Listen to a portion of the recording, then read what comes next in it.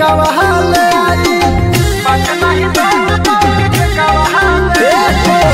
बहन मायावती जी के जन्मदिन मनाई पाँच नहीं 10 पौध के कवाले आई सब लोग के बोलाइब हम डीजे बजाइब खूब नाचब झूमब गाइब हो बहन के बर्थडे मनाइब हो खूब नाचब झूमब गाइब हो बहन के बर्थडे मनाइब हो।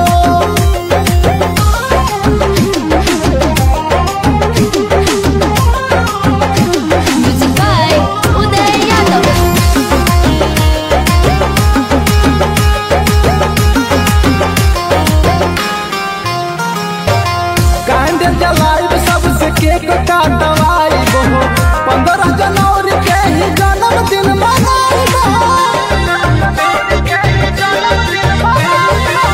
कांड जलाइब सबसे केक काटवाइब हो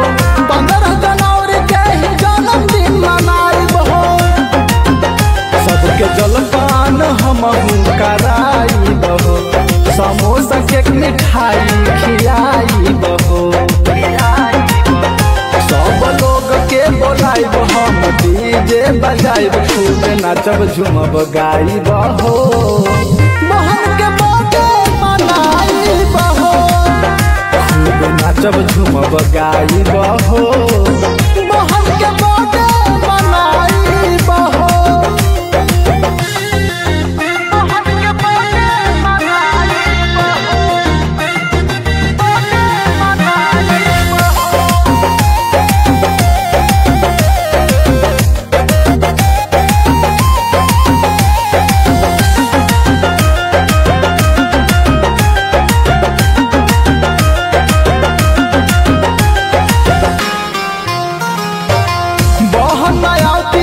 सांसद के सेरनिया हो देता बधाई उनके देश पूरा दुनिया हो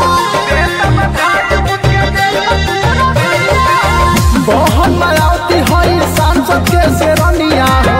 देता बधाई उनके देश पूरा दुनिया हो सुरेश सागर से गीतिया गवाइब हो सब बहुजन के एक साथ नचाइब हो